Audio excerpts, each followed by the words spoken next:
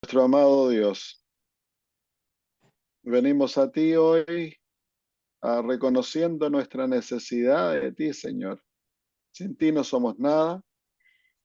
Venimos ante ti, Padre, porque como hemos estado hablando, vivimos en tiempos de incertidumbre, pero nosotros tenemos esperanza, tenemos paz, tenemos gozo, Señor, porque nuestras vidas no dependen, Señor, en lo que el mundo nos ofrece, nuestra vida depende en Cristo Jesús. Y Él es nuestra vida, nuestra esperanza. Al mirar alrededor, nuestros corazones se llenan de gozo de saber de que Cristo muy pronto volverá. Pero también, Señor, nos damos cuenta que vivimos en tiempos en que el mundo, Señor, se acaba la esperanza, no hay manera de mirar al futuro. Especialmente los jóvenes, Señor, se dan cuenta de que la vida no les ofrece nada y queremos pedir, Padre, en estos días, cuando el mundo está en una oscuridad absoluta, que tú, Señor, nos hagas refulgir, que nos des tu luz, que nos llenes del carácter, de la hermosura de Jesús y que podamos de esa manera, querido Señor, representarte a ti y proclamar el mensaje que nos has dado. Gracias, Señor Padre, pedimos que al estudiar tu palabra nos guíes, nos enseñes, nos muestres y nos des un corazón, Señor, humilde y enseñable, Padre, para que podamos caminar de acuerdo a la luz que nos das. Gracias, Padre, en el nombre de Jesús. Amén. Muy bien, sí, me gustaría que Amén. revisaran si tienen sus micrófonos apagados, porque puedo escuchar por ahí algunas personas. Muy bien, entonces estamos mirando el mensaje de los tres ángeles, el versículo 6. Estudiamos parte del versículo 6 la semana pasada, que es la introducción al mensaje de los tres ángeles. Dice, vi otro ángel volar en medio del cielo, que tenía el evangelio eterno para predicarlo a los moradores de la tierra, a toda nación y tribu y lengua y pueblo. Vimos entonces la semana pasada que el ángel o los ángeles que proclaman este mensaje o estos mensajes representan al pueblo de Dios, representan a los hijos de Dios. Nosotros somos simbolizados por aquellos ángeles. Los ángeles se encuentran, van volando en el medio del cielo. El volar representa velocidad, el medio del cielo representa cuán público este mensaje ha de ser. Todo el mundo ha de observarlo. El medio del cielo es exactamente el lugar donde se encuentra el sol al mediodía. No hay nadie que no pueda ver el sol cuando el sol está en el mediodía. De la misma manera, este mensaje va a alcanzar proporciones mundiales y todo el mundo va a llegar a conocer este mensaje. Es por eso que debemos de nosotros tener visiones más amplias de la predicación del Evangelio. Dios desea que nuestro mensaje, el mensaje de los tres ángeles, acompañado, unido al Evangelio eterno, llegue a cada hogar, se encuentre en cada esquina, en todos los lugares, los recovecos del mundo, ha de llegar. Debemos tener visiones más amplias, debemos poner este mensaje en todos lados, de visitar cada hogar, debe estar en la televisión, en la radio, en la internet, ha de encontrar un lugar en cualquier medio de comunicación. Nuestro mensaje ha de ser proclamado. ¿Por qué? Porque ha de ser público, ha de llegar a todos lados. Todos han de escuchar y de conocer este mensaje, porque eventualmente el mundo entero tiene que hacer una decisión basado en este mensaje. Y si no lo conocen, no pueden hacer decisión. Es necesario que lo proclamemos personalmente a nuestros amigos, nuestros vecinos, nuestra familia, pero también públicamente, ya sea a través de campañas, a través de, como decíamos, de radio, televisión, internet, por todos lados. el mensaje debe ser diseminado para que todo el mundo pueda llegar a escucharlo.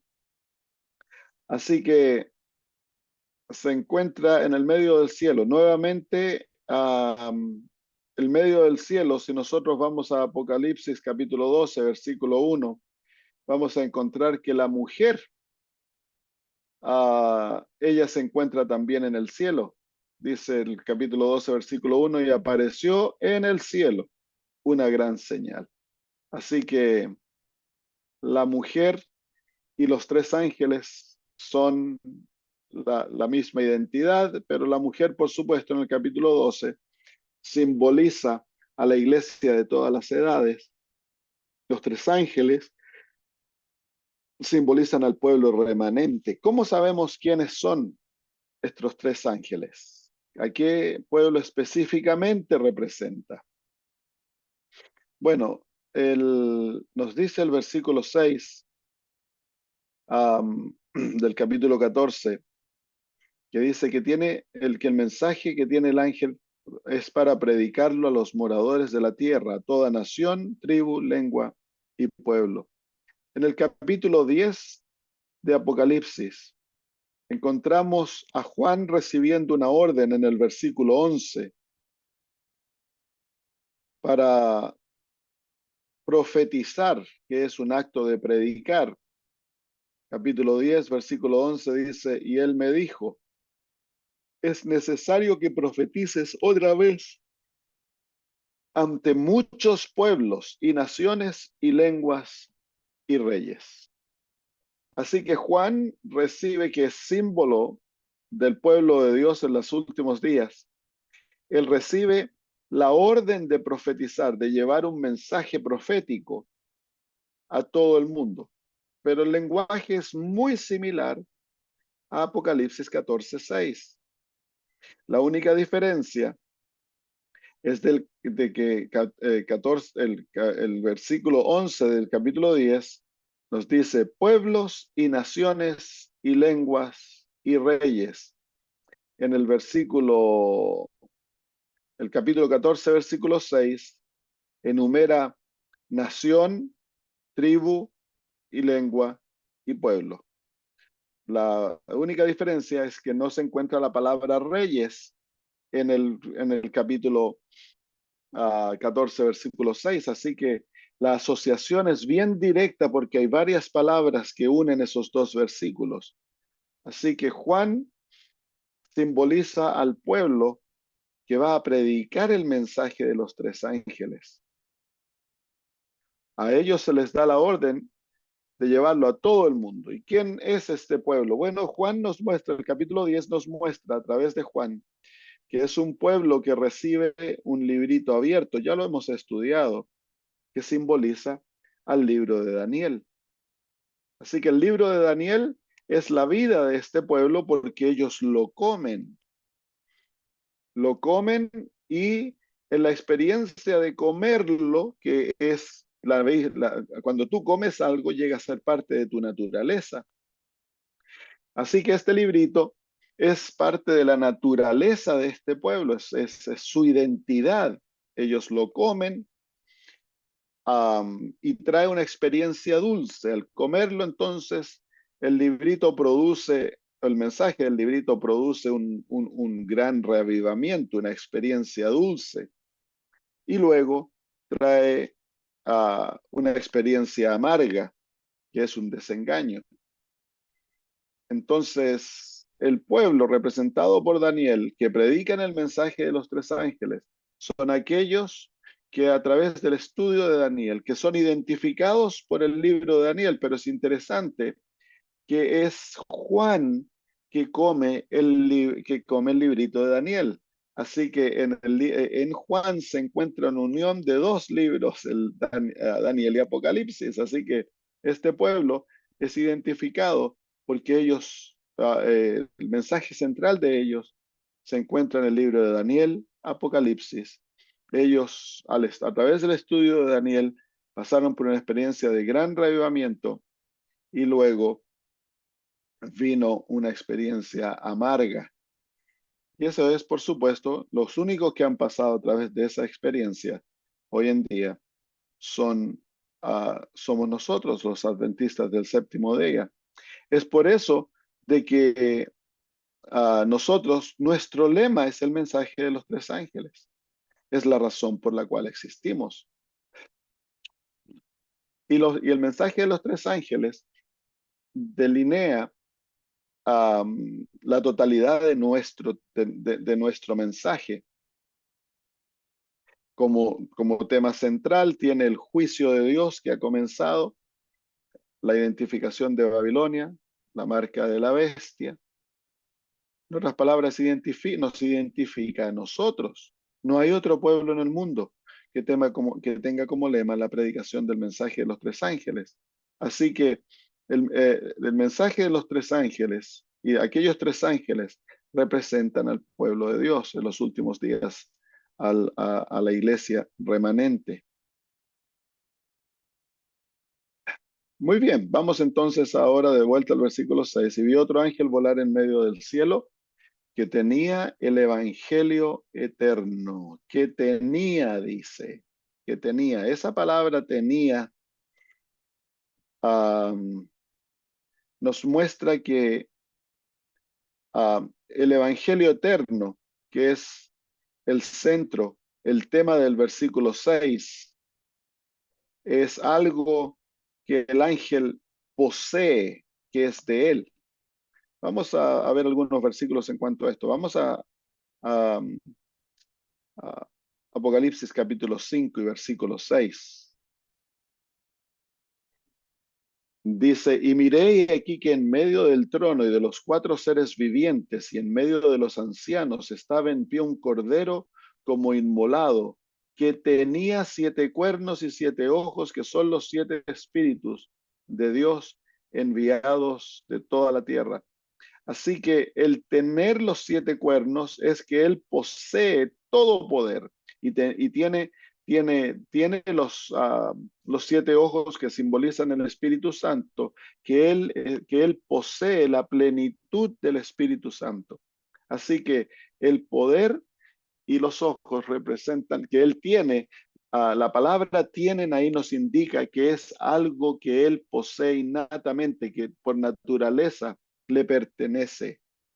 De la misma manera que los ángeles tengan, o que este ángel tenga el evangelio eterno, nos muestra que el evangelio eterno es algo que el pueblo de Dios ha recibido como herencia de ellos, les ha sido otorgado como legacía.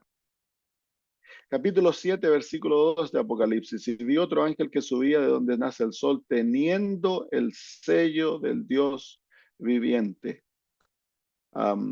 Este ángel representa a Cristo Jesús, que es quien nos sella. También representa la lluvia tardía. Y nos dice de que este ángel tiene el sello de Dios. Esa palabra tiene es algo que él posee, es algo que le ha sido otorgado, que él lo lleva. Capítulo 12, versículo 12 de Apocalipsis.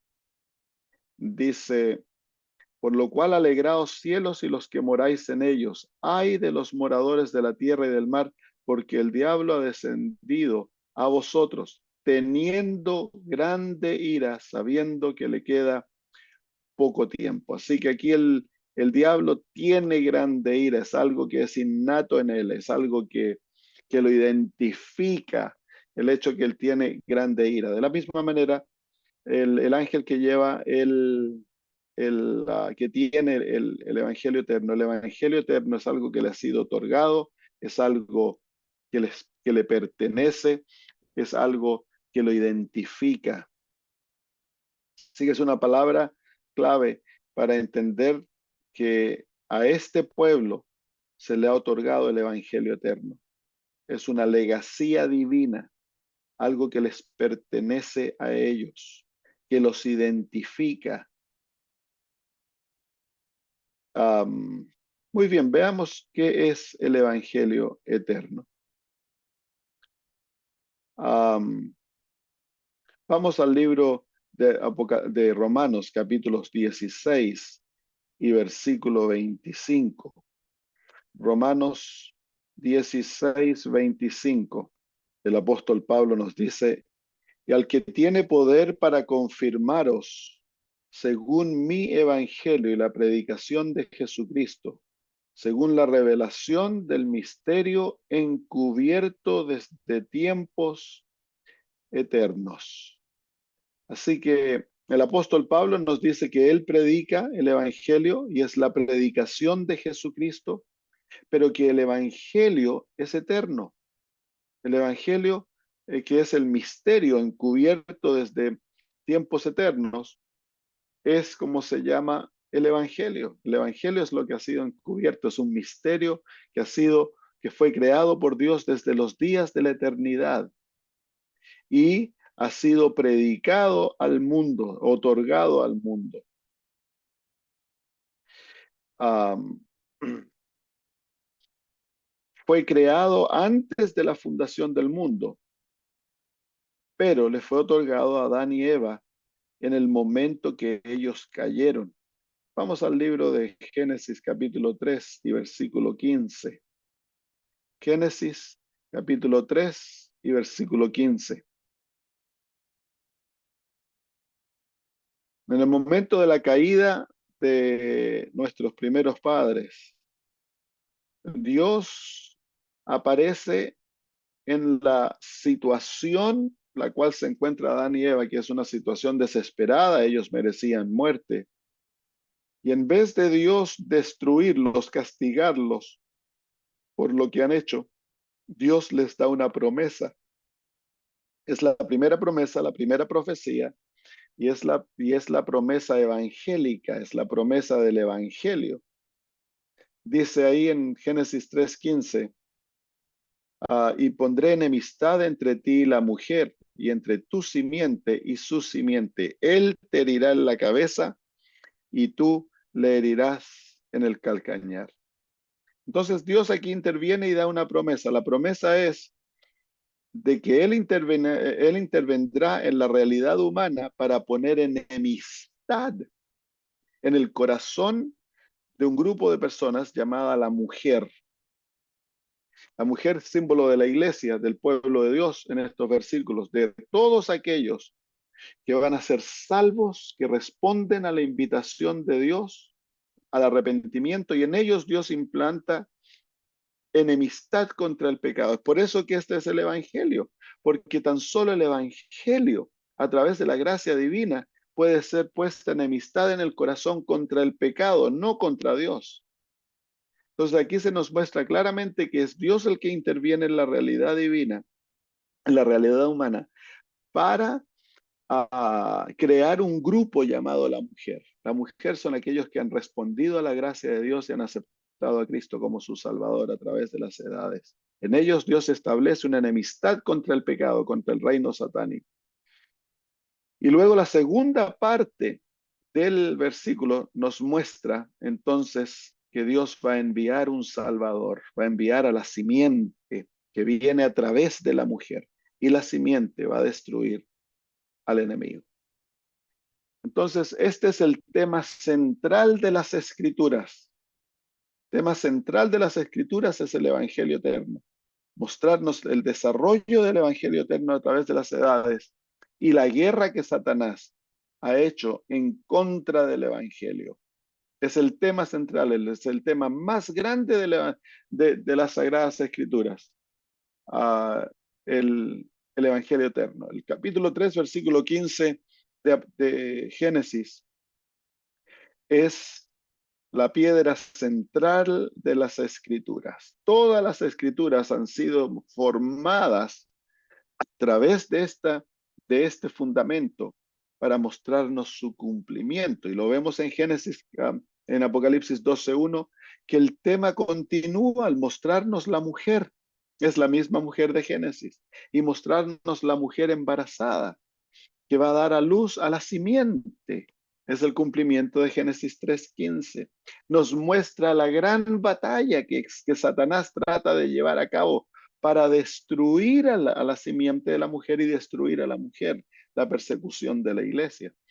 Entonces el tema es exactamente el mismo. Así que lo primero que Dios hace cuando el hombre cae en pecado, Dios les otorga el Evangelio. Y el Evangelio por carácter es eterno. En otras palabras, no cambia. El mismo Evangelio que tú y yo tenemos es el Evangelio que Adán y Eva recibieron.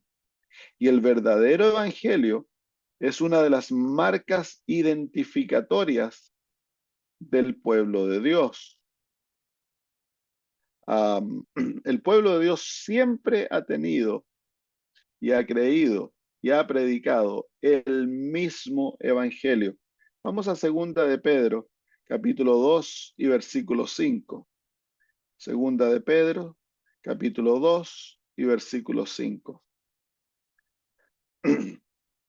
Dice, y si no perdonó al mundo antiguo, sino que guardó a Noé, la octava persona, pregonero de justicia, trayendo el diluvio sobre el mundo de los impíos. Así que aquí nos muestra las Sagradas Escrituras de que Noé predicó el Evangelio eterno. Él predicó la justicia de Cristo, que es parte de la manifestación de este Evangelio.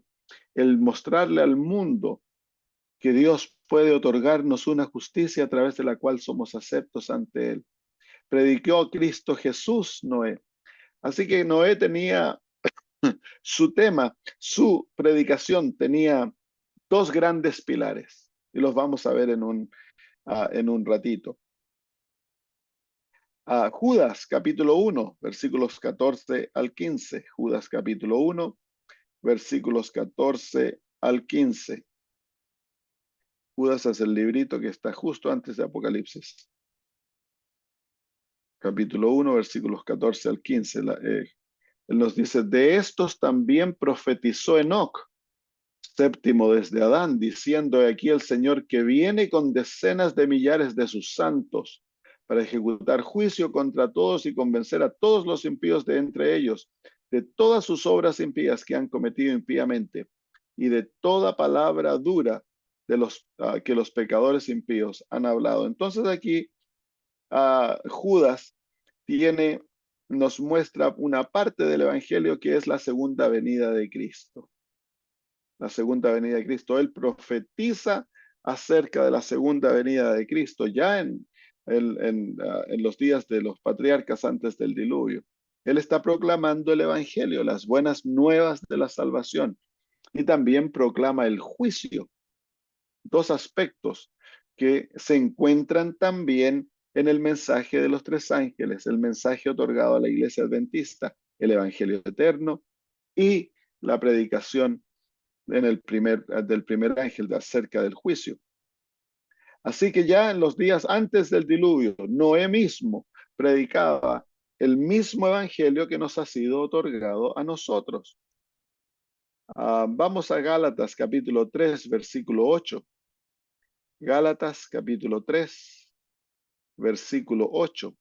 Y la escritura, previendo que Dios había de justificar por la fe a los gentiles, predicó antes el evangelio a Abraham, diciendo, en ti serán bendecidas todas las naciones. Así que encontramos aquí que el mismo evangelio le es otorgado a Abraham, le es predicado a él. Él recibe el evangelio como una legacía. Así que aquí vemos un cordón de oro que une al pueblo de Dios a través de las edades. Ese cordón de oro es el conocimiento del evangelio eterno. Es el que ellos llevan como algo que les pertenece, como un don divino, este maravilloso conocimiento que es el conocimiento de la salvación, de la redención en Cristo Jesús. Vamos a Hebreos capítulo 4, versículo 2. Hebreos 4, 2. Dice, porque también a nosotros se nos ha predicado el Evangelio como a ellos, pero no les aprovechó la palabra predicada a los que la oyeron al no mezclarla con fe. ¿Quiénes son ellos ahí? Cuando dice que el Evangelio nos fue predicado a nosotros como a ellos. Ellos son el pueblo de Israel del Antiguo Testamento. El apóstol Pablo se está refiriendo a Israel y dice que a Israel se le predicó el Evangelio, así como se ha predicado a nosotros. Así que Israel llevaba el conocimiento del verdadero Evangelio, así como Abraham, así como Noé, así como Enoc. Todos conocían, así que el Evangelio se le otorga como un don a Adán y Eva. Adán y Eva lo pasan a sus hijos los van pasando este conocimiento maravilloso como legacía de generación en generación. Aquellos que poseen este verdadero Evangelio son el pueblo de Dios, porque el verdadero Evangelio se le otorga tan solo al pueblo de Dios. Luego le llega a Noé, Noé lo pasa a través del diluvio a los descendientes de Set, los descendientes de Set lo llevan y cuando los setitas comienzan a corromperse, entonces Dios saca a Abraham y le otorga a él el verdadero evangelio, que a través de sus descendientes se los lleva a Israel e Israel lo lleva como en símbolos hasta que se levanta la iglesia primitiva y la iglesia primitiva recibe el evangelio ahora en la realidad a través de los labios de Cristo Jesús y a través de los apóstoles. Entonces luego la iglesia la cristiana es levantada para la predicación del evangelio. La razón por la cual el pueblo de Dios existe es predicar el evangelio eterno. El evangelio eterno es uno de los pilares que Dios le otorga a su pueblo. Todo pueblo de Dios a través de las edades ha predicado el evangelio. Y por eso la iglesia remanente lo recibe como un legado. Pero también hay otro aspecto de la predicación que Dios le otorga a su pueblo y es una verdad presente. Entonces, ese es el segundo pilar de la predicación del pueblo de Dios. El primero es el evangelio eterno. Es el contexto en el cual se predica la verdad presente. La verdad presente siempre ha de predicarse en el contexto de las buenas nuevas de la salvación en Cristo Jesús. Pero el evangelio eterno es calificado, lo podríamos decir así, por una verdad presente. En el tiempo de Noé, la verdad presente era que Dios iba a destruir el mundo, que el fin de todas las cosas había llegado, que debían entrar al arca, la invitación a entrar al arca porque el diluvio venía. Esa es una verdad presente, solo se aplicaba a esa generación. Si yo hoy día me pongo a predicar que viene un diluvio y me pongo a construir un arca, llego a ser falso profeta. Aquello que fue una verdad necesaria y una verdad presente en los días de Noé ya no es verdad presente hoy. Para los israelitas la verdad presente era el anuncio del Mesías, pero también el abandono de la idolatría y el llamado a la corrección, a dejar el pecado. En los días de Juan el Bautista, este es el Cordero que quita el pecado del mundo. Arrepentíos. La verdad presente de Juan el Bautista, la verdad presente de los apóstoles. Cristo es el Mesías. Él murió, resucitó y ahora se encuentra a la diestra del Padre en los cielos. La verdad presente de los reformadores era, ¿no?, de que la Iglesia Católica era era la bestia, era el anticristo y que había que salir de ella. Y así cada generación ha predicado el Evangelio eterno y también una verdad presente. Para la Iglesia Adventista, nosotros llevamos como legacía el Evangelio eterno, nos identifica como parte de la mujer, nos identifica como el pueblo remanente en el tiempo del fin. Y Dios entonces nos da una verdad presente. Nuestra verdad presente es el mensaje de los tres ángeles. Eso es lo que Dios desea que prediquemos, unido en el contexto de la predicación del Evangelio eterno. Tristemente, dentro de nosotros ha creado una división, ¿no? Hay algunos que dicen, no, solo debemos predicar el Evangelio, el Evangelio.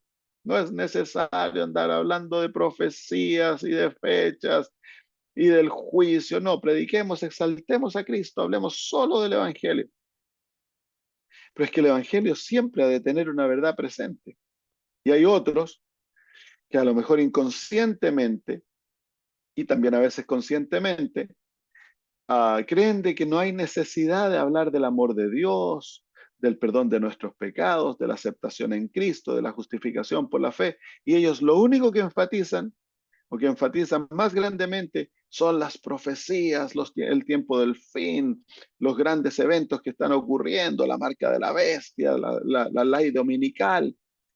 Y no se predica eso en el contexto del Evangelio eterno. Entonces, Dios nos ha dado dos pilares que han de ser manifestados juntamente, han de ser llevados al mundo juntamente. El Evangelio eterno unido al mensaje de los tres ángeles, que es nuestra verdad presente, lo que debemos llevarle al mundo hoy, junto con el Evangelio eterno. Así que no es uno o el otro, son ambos. Es como tener dos brazos, dos manos. Tú necesitas ambas manos. Para que seas completo, las dos manos han de unirse y trabajar juntos, han de ayudarte en todo lo que haces de la misma manera. Para el pueblo de Dios, a ambas manos, el Evangelio eterno y el mensaje de los tres ángeles han de unirse y de ser llevados al mundo unidamente, en conjunto. Muy bien.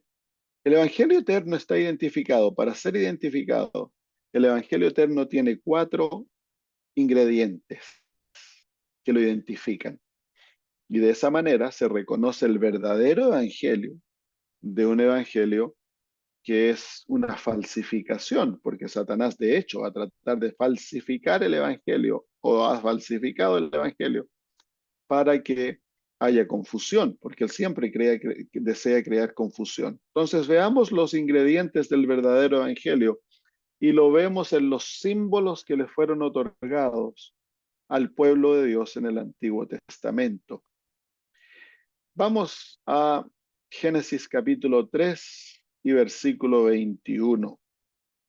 Génesis 3, 21. Aquí se encuentra el primer ingrediente del Evangelio. Génesis 3, 21. Dice, y Jehová Dios hizo al hombre y a su esposa túnicas de pieles y los vistió. Cuando leemos ese versículo, no parece significar mucho, aparte de la realidad de que Dios le da túnicas a los seres humanos para cubrir su desnudez. Pero este versículo tiene mucho significado, porque Adán y Eva, cuando ellos comieron de la fruta, quedaron condenados a muerte. Dios les había dicho, el día que de él comieres, ciertamente morirás. Pero resulta que al final del relato de la historia de la caída, Adán y Eva no mueren, Adán y Eva viven.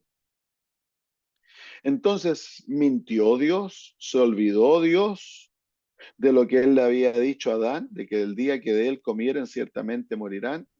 No, no es eso. Es que Dios introdujo el Evangelio, el medio a través del cual el ser humano podría ser salvo.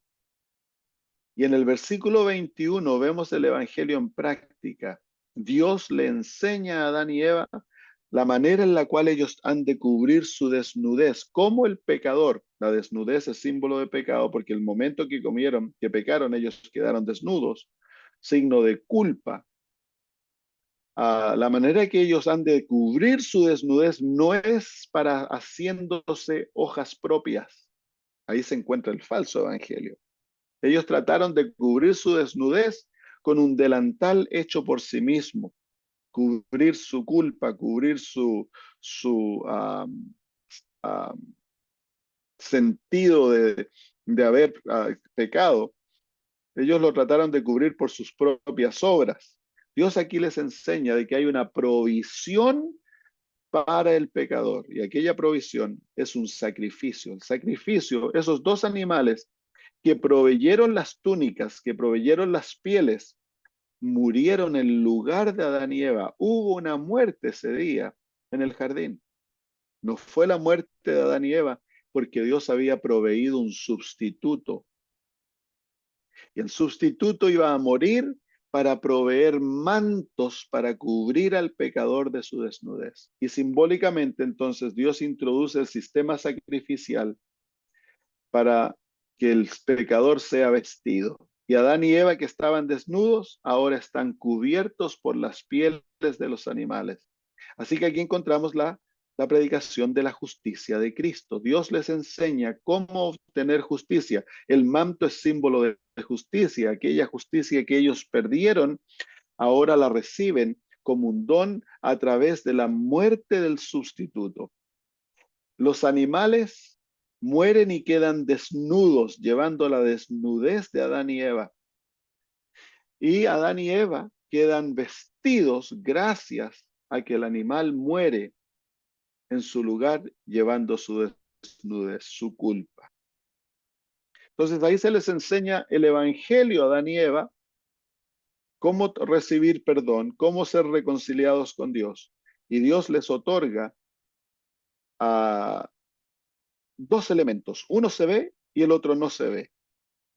Es el animal, es el primer elemento del evangelio eterno, la necesidad de un sacrificio sustituto para el pecador.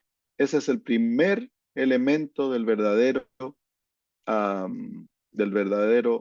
evangelio, del evangelio eterno.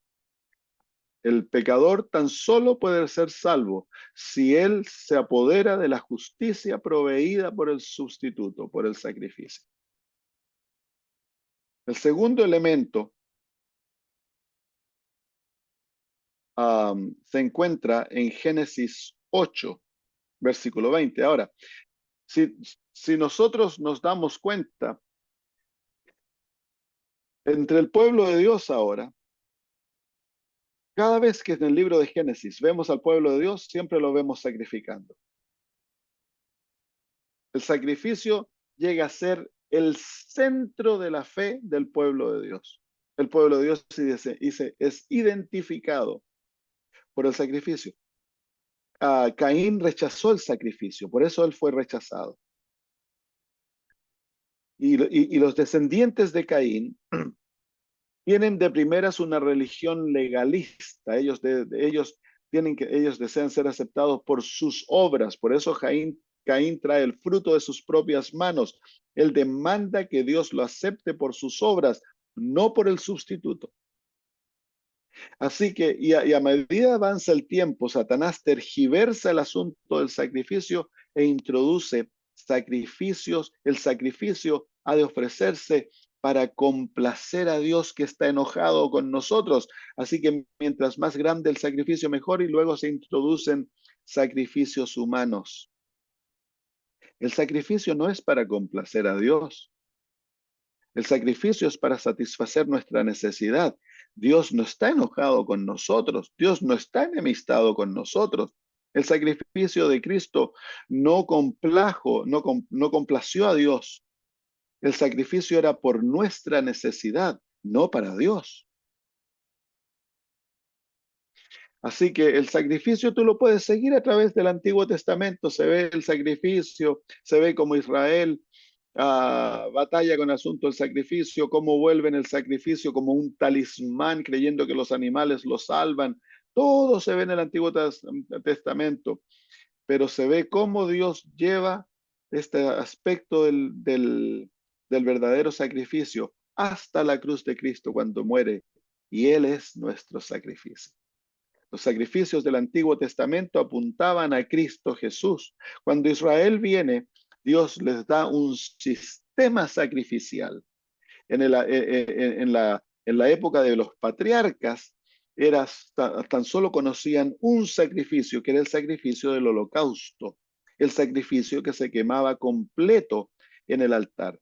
Pero cuando Dios le otorga el santuario a Israel, les otorga un sistema de sacrificios que representan en su totalidad todo lo que Cristo iba a hacer por nosotros con su muerte. Todos los sacrificios, ya sean de animales, de aves, ya sean de granos, todos representan a Cristo Jesús. Todas las ofrendas representan a Cristo Jesús en un aspecto u otro de su muerte por nosotros. El gran sacrificio es Cristo Jesús. Así que la gran diferencia entre el pueblo de Dios del Nuevo Testamento y el pueblo de Dios del Antiguo Testamento es que el pueblo de Dios del Antiguo Testamento llevaba el Evangelio en símbolos, el Evangelio en su realidad. Muy bien, vamos entonces a ver el segundo elemento del Evangelio eterno. Vamos a Génesis capítulo 8, versículo 20. Génesis capítulo 8 y versículo 20.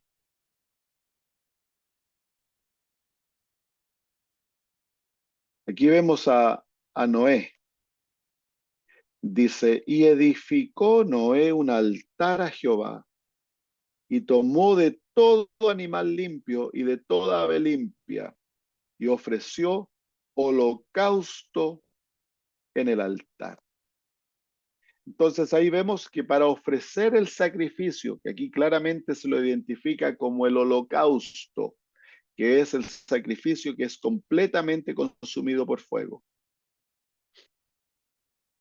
Y es el sacrificio por el pecado. Dice de que él, para ofrecer el sacrificio, tuvo que construir un altar, un altar. Así que el sacrificio es ofrecido sobre un altar. Y si seguimos en el libro de Génesis y vamos al capítulo 12, versículo 8,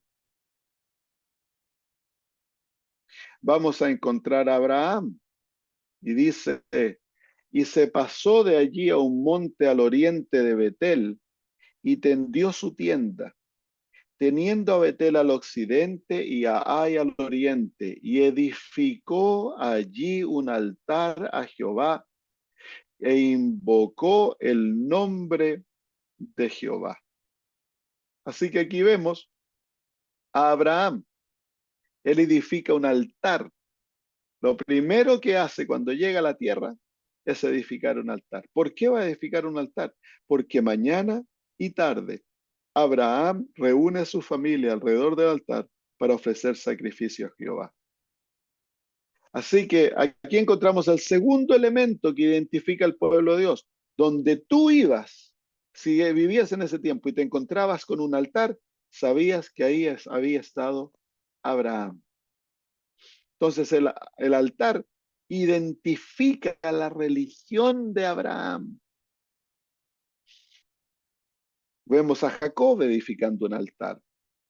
Vemos al pueblo de Israel que Dios les otorga el santuario y en el corazón del santuario se encuentra el altar del sacrificio donde se ofrecen todos los sacrificios, simbolizando el padecimiento, el sacrificio. Por eso se llama el altar del sacrificio, el padecimiento que nuestro sacrificio iba a tener, el sacrificio sustituto iba a pasar para poder salvarnos de nuestros pecados. ¿Cuál es el altar del cristiano? Es la cruz. En la cruz de Cristo es el altar donde Él fue ofrecido por nosotros.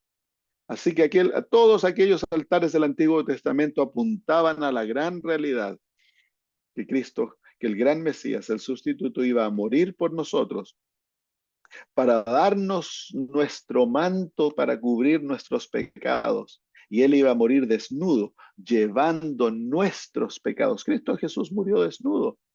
y fue crucificado sobre un altar. Así que el verdadero evangelio tiene un sacrificio y tiene un altar. Tiene a Cristo como el gran sacrificio y tiene también la cruz de Cristo. La cruz identifica al verdadero evangelio. Muy bien, vamos a Génesis 8:20. Nuevamente vemos en Génesis 8:20, ya lo leímos, de que el que ofrece el sacrificio es Noé. El que ofrece el sacrificio es Abraham, es Jacob. Hay un sistema de sacerdocio. En el libro de Génesis, el sacerdote es el padre de la familia. El sacerdote representa a su familia ante Dios. Cuando viene Israel, Dios le da el sacerdocio a la tribu de Leví y forman un sacerdocio que tiene dos niveles, el sumo sacerdote y el sacerdote común. Pero el sacerdocio continúa y el sacerdocio va el sacerdocio simbólico va hasta que Cristo muere. Cuando Cristo muere llega la gran realidad y al pueblo de Dios se le otorga el mismo sacerdocio. Jesús es nuestro sumo sacerdote y cada creyente es un sacerdote. Así que encontramos esta realidad maravillosa tanto en los símbolos como en la realidad. Parte del evangelio eterno. Para que el evangelio eterno sea evangelio eterno, el verdadero evangelio ha de tener un sacrificio, ha de tener un altar y ha de tener un sacerdocio. Tres elementos. Y ahora nos hacemos la pregunta, ¿por qué es que es necesario que haya un sacrificio? ¿Por qué es necesario que este sacrificio muera en un altar? ¿Y por qué es necesario que todo esto, que el sacrificio sea ofrecido en el altar por un sacerdote, por uno que representa a un grupo de personas? ¿Por qué? Bueno, porque el ser humano ha pecado. Todo esto es producto del pecado. ¿Y qué es el pecado? El pecado es la violación de la ley de Dios. Así que el cuarto elemento del verdadero evangelio es la ley de Dios. Si tú sacas la ley, no hay pecado, porque donde no hay ley no hay pecado. Así que si tú sacas la ley, el evangelio deja de existir, porque si sacas la ley, no hay necesidad de sacrificio. Y si no hay necesidad de sacrificio, no hay necesidad de un altar, ni hay necesidad de un sacerdocio. Así lo que le da significado, motivo al, al, evangelio eterno es la ley de Dios que condena al ser humano a muerte. Es por eso entonces, en el corazón, en el corazón de el evangelio se encuentra la ley de Dios. Es la razón por la cual Dios nos ha dado el evangelio eterno. Así que en Génesis capítulo 4 nos encontramos aquí no, Génesis, perdón, Apocalipsis capítulo 14, cuando se nos dice el evangelio eterno, esto es lo que se está refiriendo. Se está refiriendo a la gran realidad que Dios le dio a su pueblo desde el principio, que se lleva como una legacía en estos cuatro elementos. Se nos dice que Abraham conocía la ley de Dios, que él seguía aquella ley. A Israel se le otorga la ley escrita. En el lugar santísimo se encuentra la ley en piedras, que es símbolo de la gran realidad, donde se nos muestra que en la gran realidad, en el tiempo de la iglesia de Dios, la ley va a estar escrita en la mente y en el corazón de Dios, de los hombres. Y se nos indica que hay una gran ley en el santuario. Ahora, hay un desarrollo del evangelio eterno a medida van avanzando las edades. Los patriarcas llevaban los elementos, el conocimiento de estos elementos y la práctica de estos elementos, pero en forma rudimentaria, se podría decir así. Cuando Israel viene, Dios les otorga los mismos elementos del Evangelio, el sacrificio, el altar, el sacerdocio y la ley, se las entrega en el contexto de un santuario. La religión de Israel es la religión de santuario. Toda la fe de Israel está centrada en el santuario. El santuario se encuentra en el mismo centro de Israel, mostrando cuán importante es la fe de ellos. La fe de ellos se centra en el santuario, porque ahí se encuentra el evangelio eterno, la manera de ser salvos.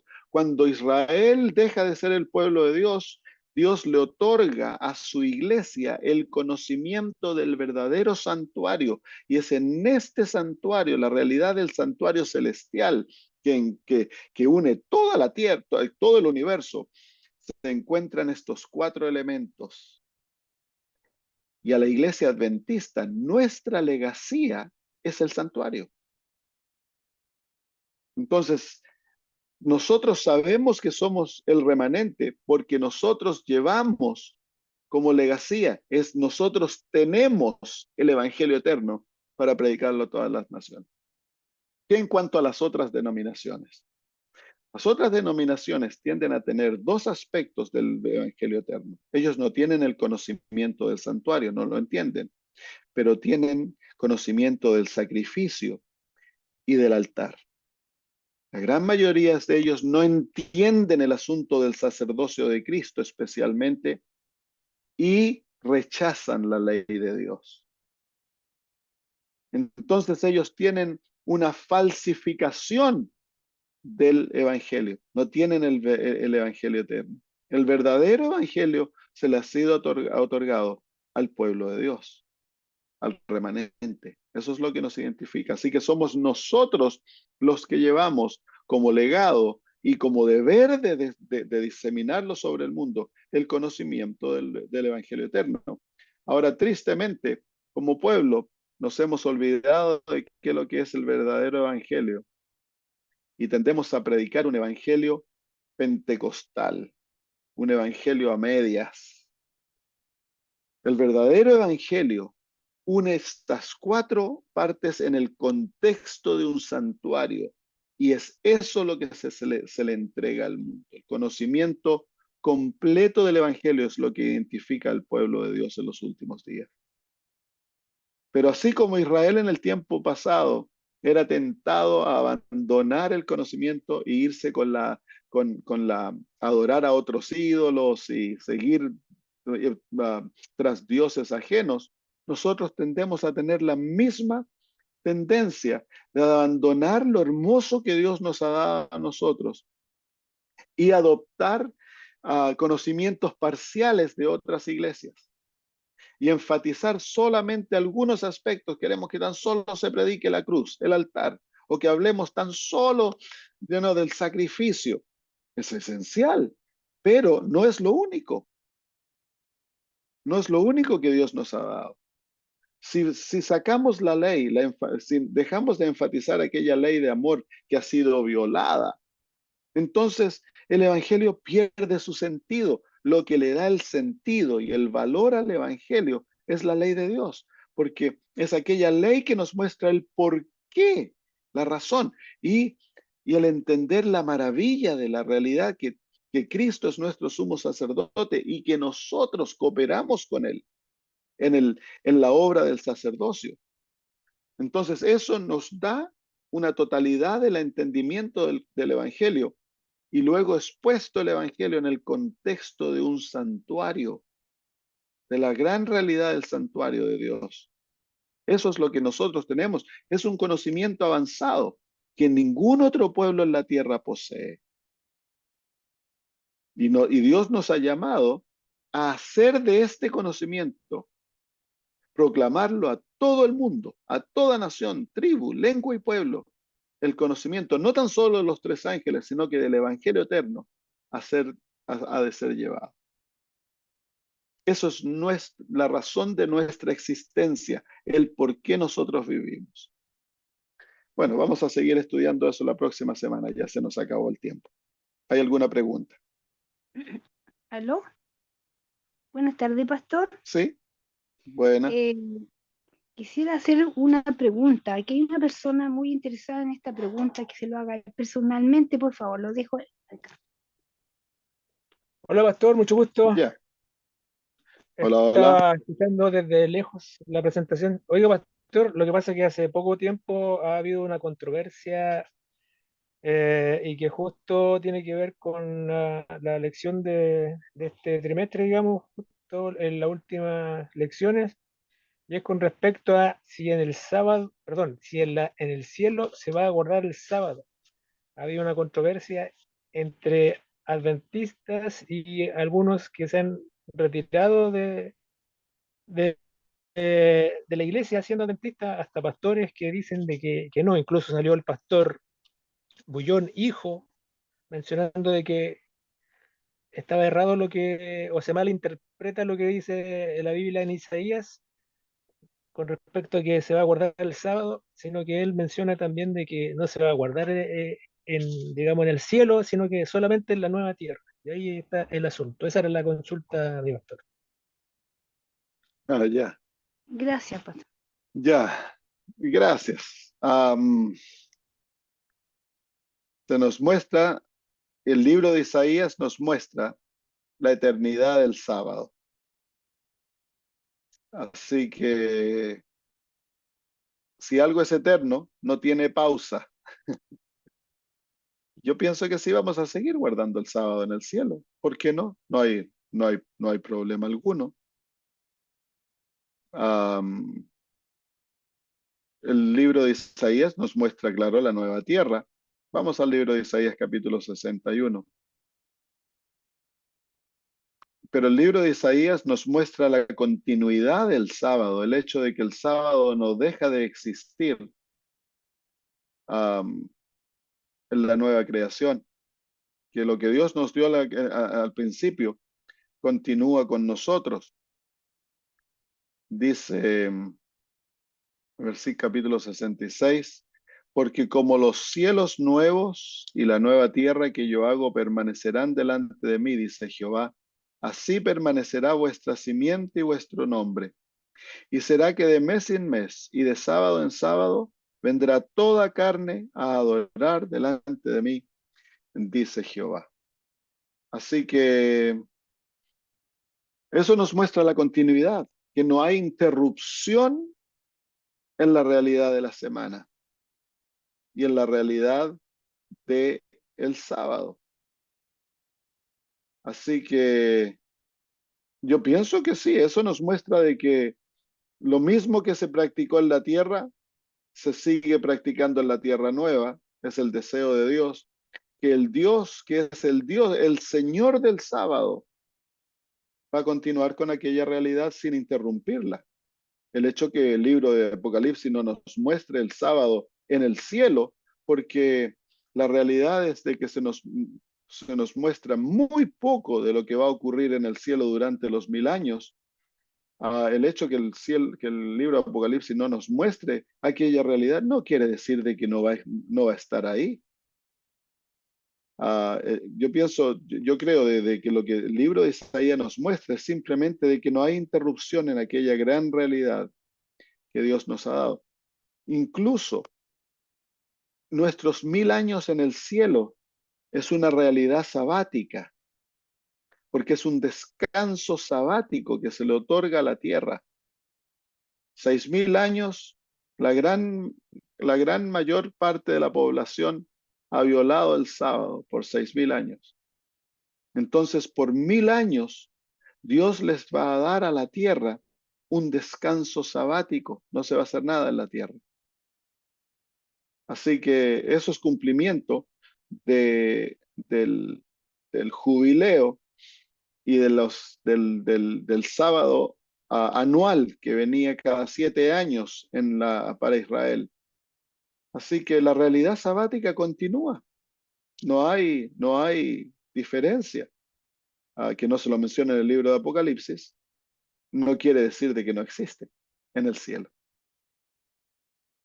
Porque incluso en el libro de Apocalipsis no se menciona el sábado en la nueva tierra, pero el libro de Isaías nos da ese conocimiento. Así que yo pienso que eso es conjetura que estos pastores y hermanos andan diciendo, pero el libro de Isaías confirma la realidad del carácter eterno del sábado. Para siempre vamos a seguir guardando el sábado, porque Dios es el Dios del sábado. ¿Hay alguna otra pregunta por ahí?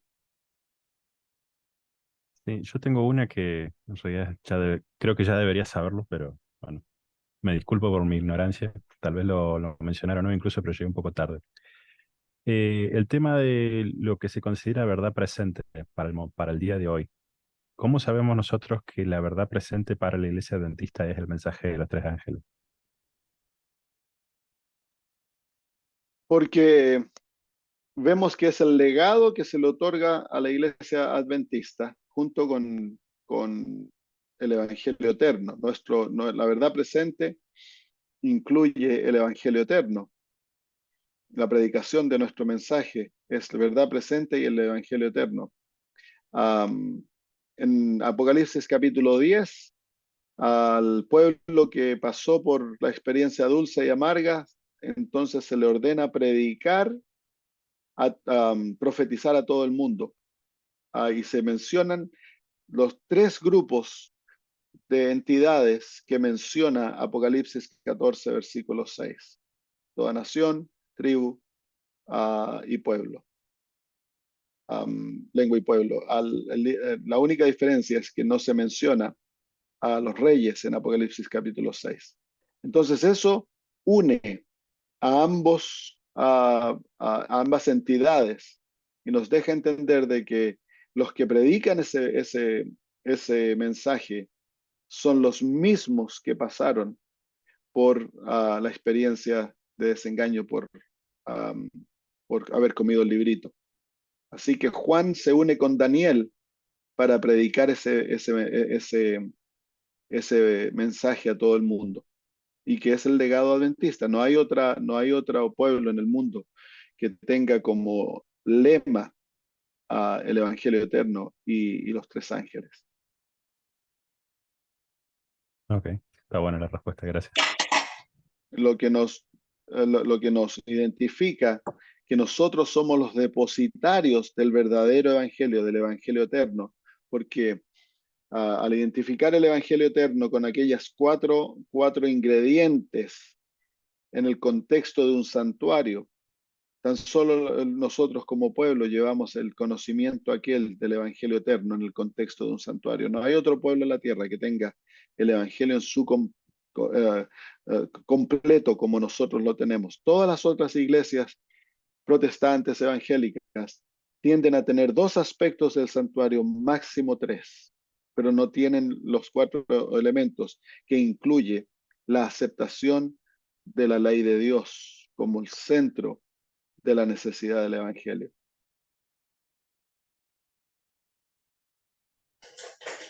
Buenas Muy bien, tardes. hermana Yolanda, usted iba a hacer... Buenas tardes, Sí, hermana. por favor. Gracias. Desde el Perú. Le quería preguntar, ¿qué papel en el Evangelio Eterno todo interviene la hermana Elena Harmon de Huay como nuestra profetisa? Porque ya he escuchado en varios pastores, en la iglesia, ya no se le llama profetisa, ni se le llama espíritu de profecía, sino se le dice una autora, la señora. ¿Por qué razón hay esos cambios? Sí. ¿Por qué se está, no sé, en la lección de la fe de Jesús hay una parte donde se habla del espíritu de profecía? O ya no le estamos dando valor como la luz menor. ¿Cuál es? Estoy un poco confundida. Muchas gracias. Ya, hermana Yolanda. Bueno, no es parte del evangelio eterno. El espíritu de profecía no es parte del evangelio eterno, pero el espíritu de profecía es parte de las características del pueblo remanente. El pueblo remanente, para ser un pueblo remanente, ha de tener un profeta verdadero en su medio.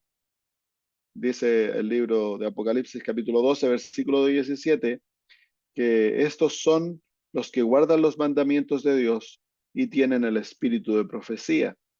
Y el espíritu de profecía es la manifestación de un verdadero profeta en su medio. Entonces, a la hermana Elena de White, ella es el cumplimiento de aquella característica. Dios nos dio como pueblo un verdadero profeta. Ahora, hay muchos que no les gusta, hay muchos que tratan de negarla, negar sus mensajes, creer que es como algo que fue anticuado, que ya no se predica, pero todos aquellos tristemente que niegan esta realidad, por sí mismos están declarando que no quieren ser parte del remanente, porque el remanente, para ser el remanente, ha de aceptar el don del espíritu de profecía, creer en él y vivir por sus consejos. Hermana Pastor, Mesa, pastor, o ¿cómo está? hermano Buenas Mesa, tardes. ¿Cómo está, pastor? Un gusto buenas. saludarle, pastor. Me agrada mucho cuando usted mencionó del santuario sobre el sacrificio. Es muy hermoso escucharla, ¿no, pastor? Sin embargo, quiero hacer algunas preguntas, pastor. Eh, yo casi generalmente, en caso de mi persona, casi no me pierdo los eventos, digamos, ¿no? Cuando hay un simposio, digamos, por decir, y hay temas específicos, ¿no? Que se tratan.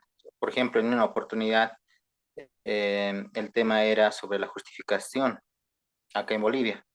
Sin embargo, hablaron sobre la justificación, pero en ningún momento mencionaron el santuario, ¿no? Usted sabe que la justificación por fe sí directamente nos lleva, ¿no? Como dicen primeros escritos en página 42, 43, ¿no? Desde 1844 en adelante, ¿no? Cuando pasó del lugar santo al lugar santísimo. Entonces nuevas luces fueron reveladas, dice, ¿no? Y entonces, la justificación por fe, como dice la sierva del Señor, sí o sí se lleva allá en el cielo, digamos, ¿no? Y quien la santificación aquí en la tierra. Sin embargo, ¿por qué, como dice anteriormente una hermana intervino, a veces no damos mucha importancia, digamos, ¿no? A los escritos de la Elena White, por ejemplo, en muchos lugares se ve eso, en muchos, ¿no? Como iglesia, como organización, ¿no? Y es más, cuando uno se prepara, cuando uno habla sobre esto, sobre el santuario, a veces lo minimizan muchos líderes. ¿Por qué pasa, pastor? ¿Será que estamos yendo a la decadencia o es que siempre estábamos en esa condición? Y otra pregunta, ¿por qué en Mateos 24, 37 a 39, donde dice, como los días de Noé, como los días de no, Lot, así será la venida del Hijo del Hombre? Pues preparad, velad y orad, pues preparad porque no sabes a qué hora de venir. Y la sierva del Señor en Conflicto de los Siglos, en página 540 y tanto, si no me equivoco, no recuerdo exactamente si es el 46, menciona donde dice, esto hace referencia no a la segunda venida, porque generalmente en las iglesias que escuchamos siempre, por años, escuché yo desde niño, desde cuna, soy adventista, siempre escuché decir que relacionaban, ¿no? Con la segunda venida. ¿Y es correcto relacionar estos versículos, pastor? Los 10 vírgenes, por ejemplo, ¿no? Los de los cinco insensatas, de los cinco sensatos, por decir un ejemplo. ¿No? Entonces, porque usted sabe que la sierva del Señor aclara, ¿no? Profundiza.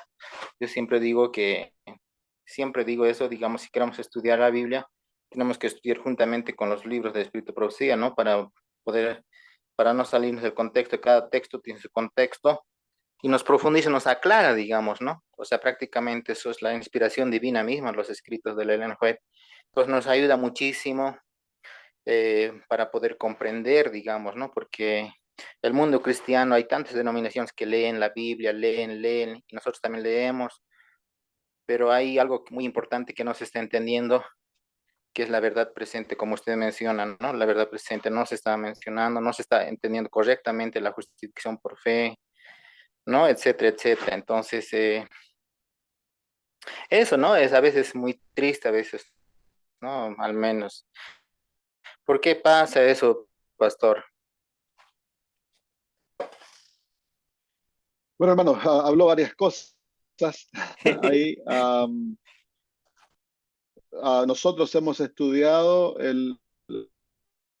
cuando Dios presenta al remanente, siempre presenta al remanente como un pueblo en problemas. Hay dos grandes realidades dentro del pueblo adventista que fueron las dos experiencias o realidades que sufrió Israel. En un lado tenemos el liberalismo que niega las cosas que Dios nos ha dado, y en el otro lado tenemos el legalismo, los fariseos y los saduceos. Los saduceos negaban las grandes verdades de las Sagradas Escrituras. Los fariseos se trataban de ganar ¿cómo se llama? La salvación por sus propias obras. Entonces, dentro de la iglesia adventista tenemos ambos extremos y ninguno de los dos extremos está correcto. El verdadero extremo, la verdadera posición es una en la cual amamos a Cristo de todo corazón. Nuestra vida está totalmente entregada a Él. Y Cristo ha escrito su ley en nuestros corazones. Vivimos una vida de obediencia, pero es una vida de obediencia en humildad, porque Dios nos ha revelado nuestra incapacidad, nuestra pobreza, nuestra pecaminosidad, y sabemos que en nosotros no hay nada bueno, que Cristo es nuestro todo. Entonces, esa es la verdadera experiencia. Y la posesión de las verdades que Dios nos ha otorgado no nos lleva a un orgullo, sino que nos lleva a un sentido de humildad, a reconocer que ahora somos deudores a nuestros hermanos de otras fes y al mundo que hemos de proclamar estas verdades. El por qué la iglesia, hay, ¿cómo se llama? Tantas personas dentro de la iglesia que niegan nuestras verdades, que no las comprenden, no las predican, y tristemente muchos se van a otros extremos. Es porque somos la Odisea, somos un pueblo que rebelde, contumaz, llevado a nuestra propia idea. Esa es la razón fundamental por la cual esto ocurre. Y no hay que desanimarse, tenemos nosotros que ser fieles, pero tenemos que asegurarnos que tenemos una experiencia correcta en Cristo Jesús, que nuestra fe está fundamentada en Cristo. Por eso Dios nos da primero el Evangelio eterno. Antes de hablar Dios acerca del mensaje de los tres ángeles, la verdad presente, Dios nos llama la atención al Evangelio eterno. La verdad presente, sin un entendimiento cabal y profundo del Evangelio eterno, no tiene sentido y nos puede volver legalistas, y nos perdemos si no tenemos el Evangelio eterno. El Evangelio eterno no es lo que trae la salvación, perdón, el mensaje de los tres ángeles no trae la salvación. Es el Evangelio eterno que nos da la salvación. La verdad presente, el mensaje de los tres ángeles, es lo que nos llama la atención al mundo y a nosotros a lo que está ocurriendo para volver a Dios en arrepentimiento y aferrarnos a Cristo, recibir el Evangelio eterno. El Evangelio eterno es lo que nos da la garantía de nuestra salvación. Bueno, pastor. Bueno, pastor, perdón que le insista algo más. Pastor, bueno, a lo que yo estudié, por ejemplo, de la justificación por fe, veo, digamos, de que sí es importante, ¿no? El Evangelio, que fue ya lo que vivió Jesús, todo, etcétera, lo que se ofreció en ofrenda, todo eso. Bueno, para entender mejor, ¿no? Sobre la justificación por fe, lo que Cristo está haciendo ahorita, en lo que está trabajando como nuestro sumo sacerdote ahí en el cielo. Yo pienso que, pastor, es importante, ¿no? Comprender el ritual simbólico, todo lo que se predicaba antes en simbología, el Evangelio, ¿no? Pero después, con la primera venida de Cristo, de Mesías, se cumplió, ¿no? Todo lo que estaba prefigurado en simbología, digamos, todo lo que se predicaba antes, cada cosa que hacía, cada servicio que hacía el sacerdote tenía un significado, ¿no? El servicio diario, el servicio anual. Entonces, para entender mejor, con mayor claridad, la justificación por fe, lo que Cristo está haciendo, lo que está cumpliendo allá en lugar santísimo, yo pienso que es importante comprender eso, ¿no? Lo que antes se hacía el ritual simbólico, ¿no? Entonces, con mayor facilidad comprenderemos todo el hebreo, lo que dice, nos lleva allá al cielo, ¿no? Porque yo leí en mensaje selecto, donde dice, ¿no? Que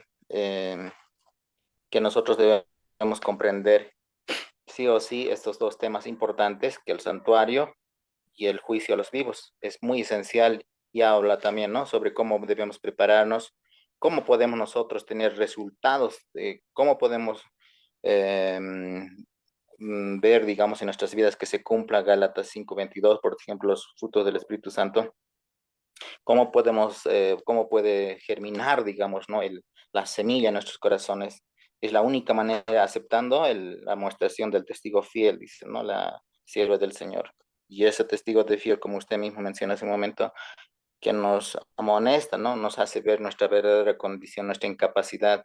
En lugar de tener amor a Dios, tenemos odio, como dice en San Juan 8:44, nuestras obras son como de Satanás, prácticamente tenemos carácter de Satanás, ¿no? Y tenemos un concepto elevado, somos orgullosos farisaicos, todos, prácticamente todos debemos reconocer, ¿no? Digamos que nuestra incapacidad, que no tenemos amor, como dice San Juan 5:42, somos rebeldes desde el vientre, por naturaleza, somos pervertidos, dice, así nos dicen, ¿no? La amonestación del Espíritu Santo. Entonces, es la única manera cuando una persona reconozca realmente su verdadera condición, recién podrá nacer en su corazón de un personal, de un salvador personal, dice, ¿no? Es la única manera de acceder, de apropiarnos de los méritos de Cristo, ¿no?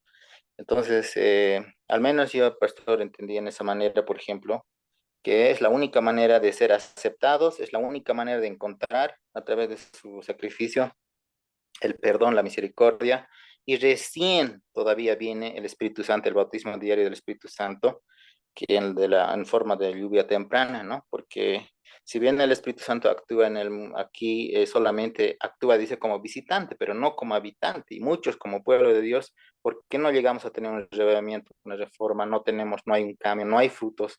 Llegamos a lo mismo porque no tenemos el Espíritu Santo habitando en nuestro corazón, dice, ¿no? Es decir, la sierva del Señor menciona en un punto, dice, hay condiciones para recibir el Espíritu Santo. Sin la justificación no puede haber santificación. Es decir, ¿no? O sea, si nosotros no aceptamos, en primer lugar, nuestra verdadera condición y no vamos a poder acceder, digamos, en los méritos de Cristo y peor con el bautismo diario, dice, ¿no? Como en la lluvia temprana. Entonces no vamos a poder prepararnos para la lluvia tarde. Es con apertura del libro, ¿no? Es como un examen, es más en 1 Pedro 4:17. Antes iniciará, dice, ¿no? Pero por mi pueblo iniciará el juicio, ¿no? Para terminar, ¿no? La gran obra que se va a predicar.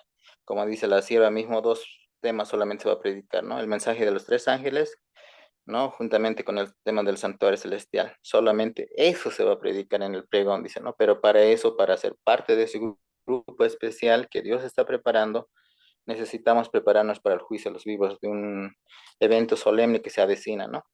Entonces, yo preguntaba en la primera intervención, pastor, decía, ¿no? ¿Por qué muchos han relacionado ese tal versículo de San Mateo 24:37-39, cuando dice, ¿no? Como velad y orad, pues no sabéis a qué hora de venir el Hijo del Hombre, ¿no? Como ladrón en la noche ha de venir. Dice, y muchos por años vinieron predicando, digamos, hemos venido predicando, y yo mismo me incluyo, por ejemplo, relacionando con la segunda venida, ¿no? Y entonces yo ya entendí de eso cuando yo leí los libros del Espíritu de Profecía, ¿no?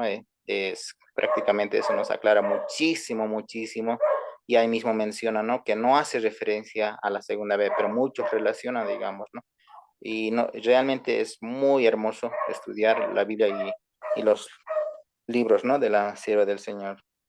Simplemente ese pastor, ¿no? Quería compartir, está bien Gracias, comprendida, hermano. pastor. Ujú. Ya, gracias, hermano. Muy bien, vamos a terminar porque ya se nos pasó la hora. Vamos a orar y culminar. Querido Señor, al terminar alabamos tu nombre y te agradecemos por habernos permitido pasar momentos gratos en el estudio de tu palabra. Pedimos ahora que tú nos guíes a los hermanos que tienen que seguir haciendo cosas, a yo que estoy comenzando mi día, a los que van a descansar, que los cuides y que, Señor, crees en nuestro corazón un deseo más profundo de conocer tu palabra, de amarte a ti, Señor, caminar contigo. y confiando tan solo, Señor, en la gran realidad de que tú has proveído para nosotros, Señor, una salvación maravillosa.